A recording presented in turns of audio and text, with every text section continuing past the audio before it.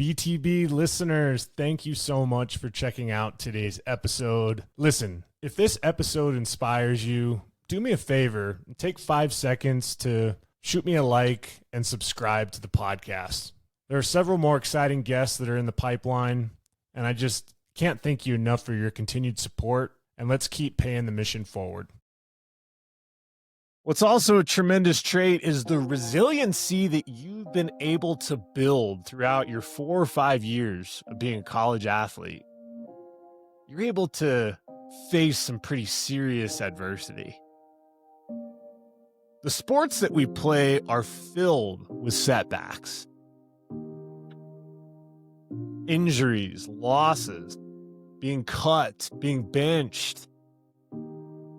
That as you're able to keep going, as you're able to fail while maintaining your enthusiasm, now all of a sudden you're building a resiliency that manifests into what you do in the next chapter of your life. What are you built to be? What are you built to become? The time is now. The time is right now. You weren't built to break. You were built to be something greater. Welcome to Season 2 of the BTB Project. I'm your host, Kollman Gearhart. I was an overweight kid, the one counted out, lost 100 pounds, found purpose in the pain, and turned my setbacks into a story worth telling. This podcast isn't about perfection. It's about persistence. It's about identity, discipline, and comebacks.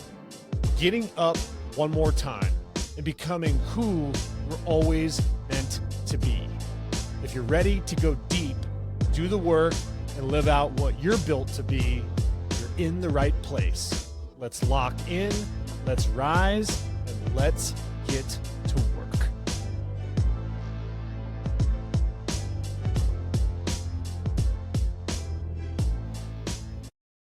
Welcome back to the BTB Project. I'm your host, Kollman Gearhart, and we are in part 4, the final segment of the College Athlete miniseries.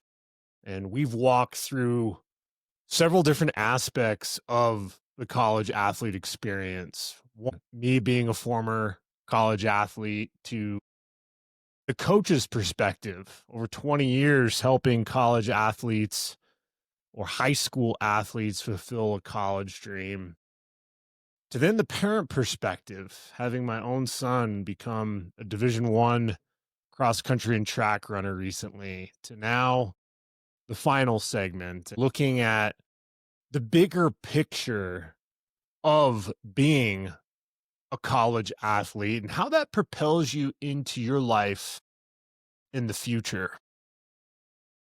What college athletics teaches us about life and how those lessons last much longer after your playing career is over, after the whistle blows, after the ball bounces for the last time.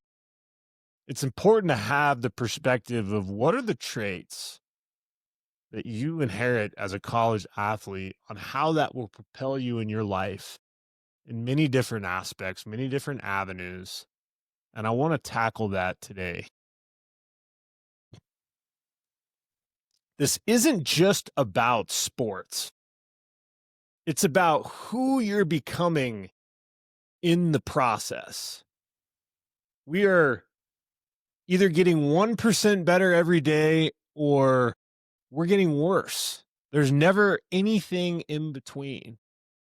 And being able to understand the journey, the process, and how that shapes and molds you into the young man or young woman that you are becoming is critical for you to take the tangibles that you learn as a college athlete and apply them into your own life.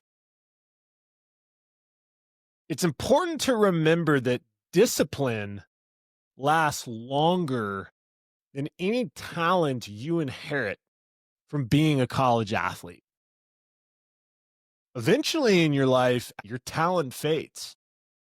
You're going to have injuries happen that are out of the blue, out of the ordinary, that make you scratch your head. I most recently had that coming back 2 months ago. I went out on the court and all of a sudden my foot turns into the size of a cantaloupe by stepping wrong.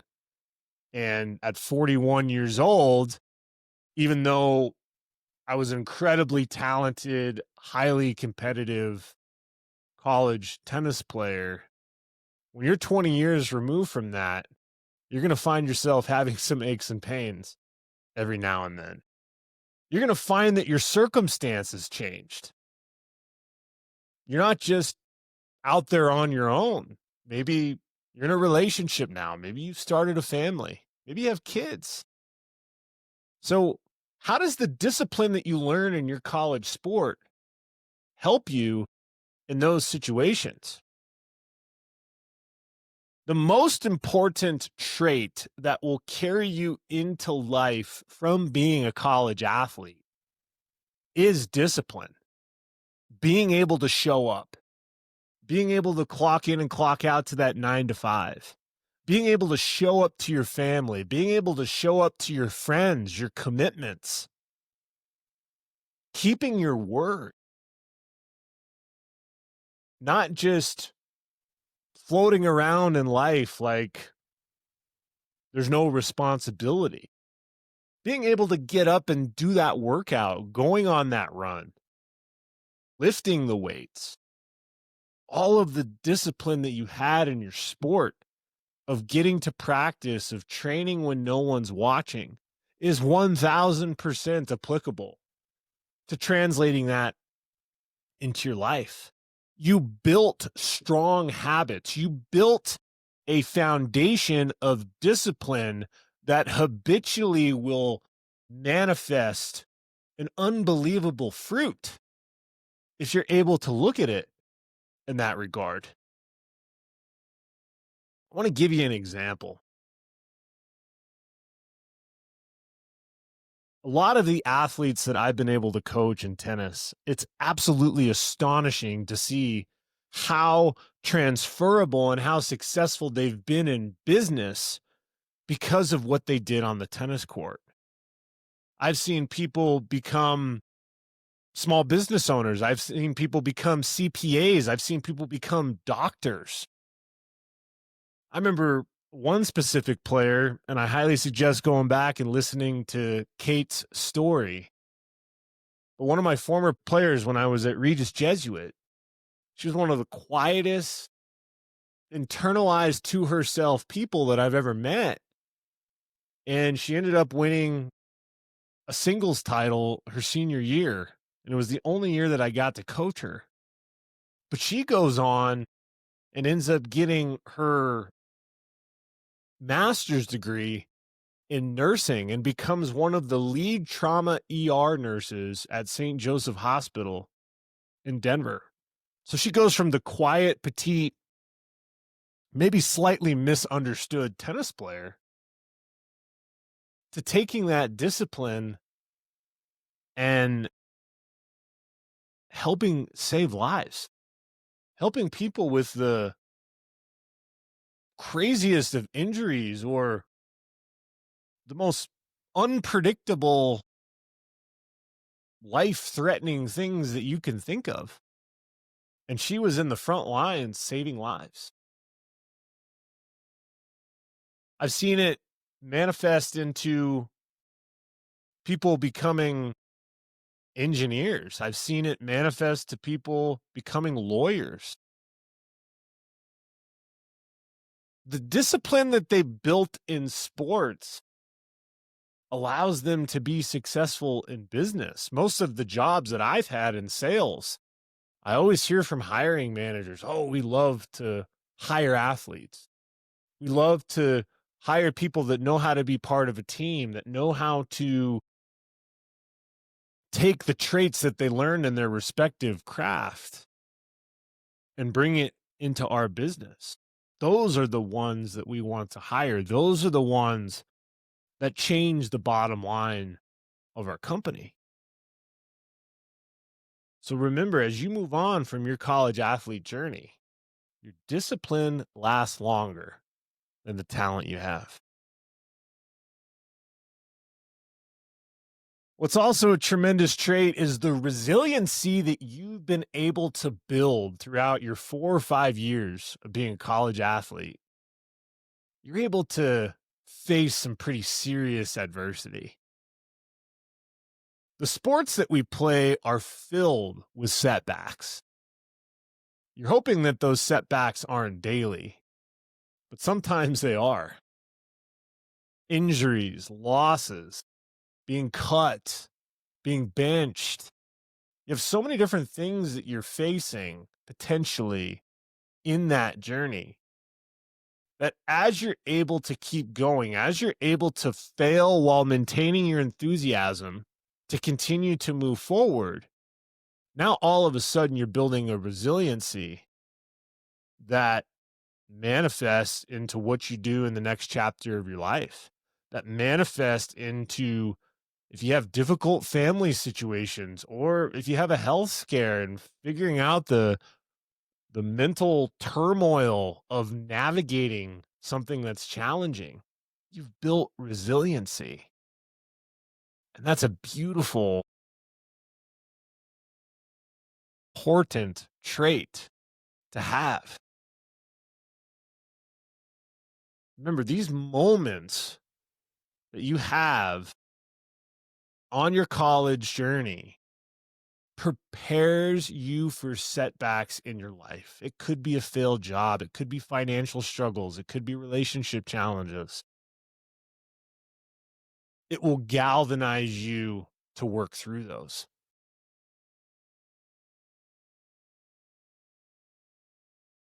I remember very candidly someone that I looked up to who was a college tennis player. Fantastic game. Ended up having opportunities to play at some pretty big schools in the US and decided to stay local. And the reason why he wanted to stay local was because he was in a pretty serious relationship. And his girlfriend at the time wanted him to go to school here. So he decided to do that. Still had a tremendous playing career. Ended up getting married. Ended up having a child. All of a sudden, things pivoted pretty quick. And the relationship didn't work out. The marriage didn't work out. Found himself in a pretty ugly divorce, fighting for custody of his child. And I remember just having a few conversations with him about the hardships that he faced as a college tennis player, some of the hardest matches that he had to play, those deep 3-set matches or playing multiple matches in one day when he was competing in a tournament. That somehow, some way, that actually prepared him to go through some of the hardest times in his personal life. And you as a listener, if you're about to embark on your college journey or you're just coming out of it or you've been out of it for 10, 20 years like I have, you have learned how to be resilient. And making sure that you keep those perspectives intact will allow you to not tackle the if, but when life gets hard, that you can reflect back on your college journey to help get you through it. So after college athletics, I talked about this a little bit from the player or my own personal perspective, being a college athlete, but your identity beyond the sport you play. The biggest challenge for many athletes is who are you when you're not competing? Who are you when the football pads are taken off or the lights have turned off in the stadium or the racket is out of your hand? The balls are no longer bouncing on the court. Who are you? For me, being able to build an identity of values, faith, and purpose outside of the sport that I played is what I've truly become. It's what I've strived to build my foundation off of. It's what I'm built to be. And being able to lean on that faith allows me to find fulfillment and purpose, allows me to lead my family strongly, boldly, as the man that I'm supposed to be. So it's not just athletic success. It's always fun to share the old war stories of what I've been able to do as an athlete, but it brings me even more joy to know that I've been able to create an identity outside of that. For a while after my college career, when I had a season ending back surgery that abruptly ended my college career, there was moments where I was laying in that hospital bed struggling with identity, not knowing who I was going to be without tennis, because whatever sport you are investing your time in, it's hard not to think about, well, what's life going to be like without it? And being able to have that foundation of who you are after it's over, that's what you get to lean on. That's what you get to trust in. So where are you at building that foundation? I've even seen it with parents too, parents that no longer have college athletes. They no longer get to wave the pom-poms in the stand. They no longer get to wear the custom shirts they made for their kids to cheer them on. What do those parents do when it's over? Is their identity stuck or vicariously living through their child? Or if they also built that foundation?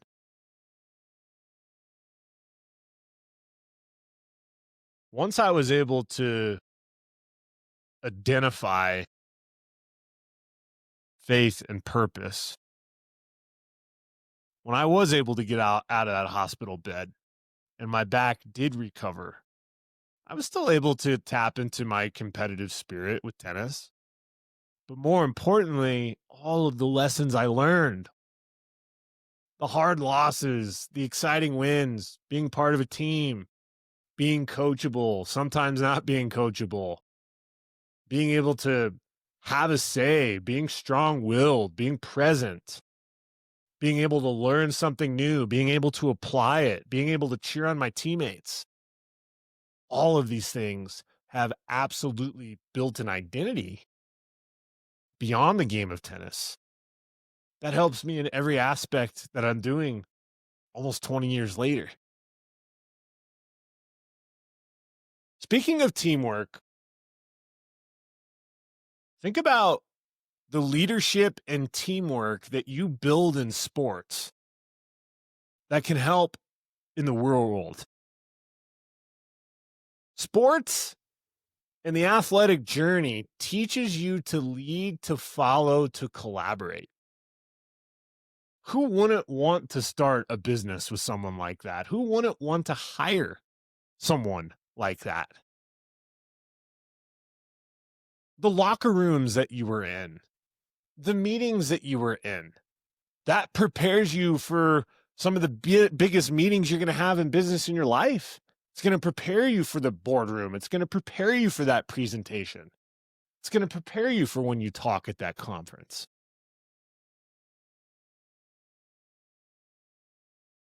Being able to collaborate, cross collaboration is one of the biggest feats that I'm proud of, that I took away from college tennis, that I apply in my job today. I am involved in a pretty complex technology sale.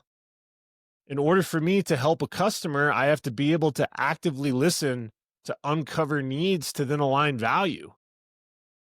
Why do I uncover the needs? So I can be able to go back to my team, the people that are a lot smarter than I am, the developers, and talk to them about what the use case is for that particular prospect, to then align a solution to meet their need. I have to cross collaborate with my team in business. No different than how I was cross collaborating with my team on the tennis court to win tennis matches.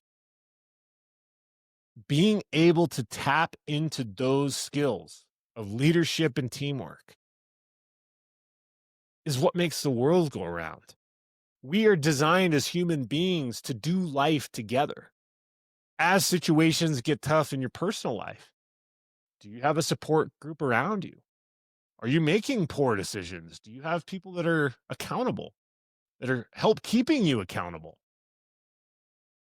Do you have a safe place that you can go to hash stuff out? That's exactly the principles you learn on a team that you can apply to the real world.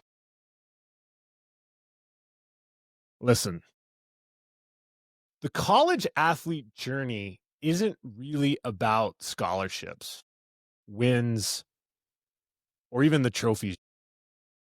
This is about preparing for life. Life will hit you in the face. Life will be the most beautiful thing you've ever experienced. Life will keep you on your toes and keep you guessing. You might not know what's going to come next. Being a college athlete will prepare you for that. So whether you're an athlete, a coach, or parent, the lessons of college sports are lessons for living. Discipline, resilience, identity, leadership. These are all of the tangibles that help make you tick, that help you have an edge against a lot of other people in the world. Remember the statistic. You're probably less than a 1% chance of playing Division I sports out of everybody that plays sports in the world.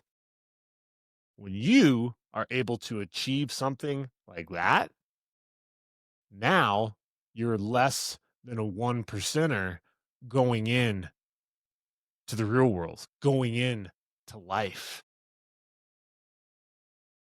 You have developed a resiliency.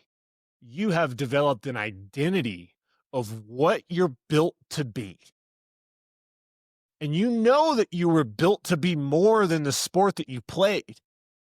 You were built to be disciplined. You were built to be resilient. You were built to be 1% better each and every day.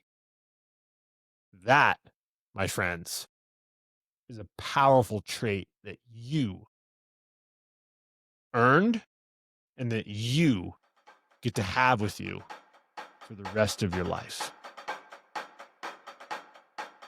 Listen, if this mini-series of the college athlete impacted you, do me a favor and like and subscribe to the BTB Project. Better yet, send this episode to a family member, friend, or colleague, and send them all 4 of the series. I believe each one of these perspectives is something that's going to help make that transition from being a college athlete into the real world. And as always, I'm proud of each and every one of you. And until next time, take care.